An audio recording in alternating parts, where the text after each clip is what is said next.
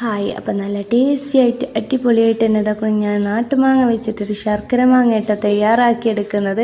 അതിന് വേണ്ടി ഇതാക്കണം മാങ്ങ ഞാൻ ഇതാക്കണം തൊലി കളഞ്ഞിട്ട് എടുക്കുന്നുണ്ട് കേട്ടോ. അപ്പോൾ ഇത് തൊലി കളഞ്ഞതൊക്കെ ഞാൻ ഒരു പാത്രത്തിലോട്ട് ഇട്ട് കൊടുത്തിട്ടുണ്ട്.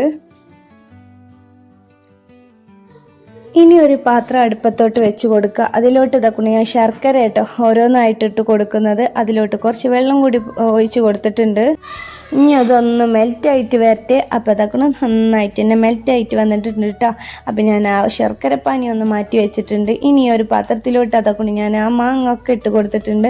അപ്പോൾ ഈ ശർക്കരപ്പാനി ഒന്ന് അരിച്ചിട്ട് ഞാൻ അതിലോട്ട് പാർന്ന് കൊടുത്തിട്ടുണ്ട് കേട്ടോ. എന്നിട്ട് ഒരു 5 മിനിറ്റോളം ഞാൻ അടച്ച് വെച്ചിട്ട് ഒന്ന് വേവിച്ചെടുത്തിട്ടുണ്ട്.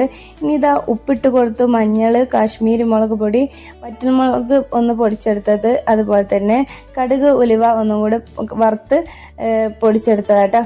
പിന്നെ കുരുമുളകും കൂടി ചേർത്ത് കൊടുത്തിട്ടുണ്ട്. എന്നിട്ട് നന്നായിട്ട് തന്നെ ഇളക്കിയെടുക്കുക. ആ മസാലയൊക്കെ എല്ലാ ഭാഗത്തേക്കൊന്നും ആവട്ടെ.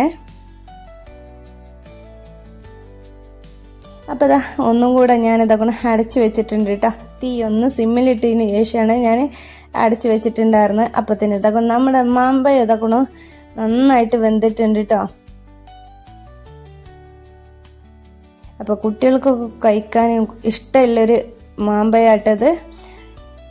അപ്പോൾ ഇതാ ഒന്ന് വറവിടുക. നെയ്യ് കുറച്ച് ഒഴിച്ച് കൊടുത്തു, കടുക്, കറിവേപ്പില, വറ്റൽമുളകും കൂടെ ഇട്ട് കൊടുത്തിട്ടുണ്ട്.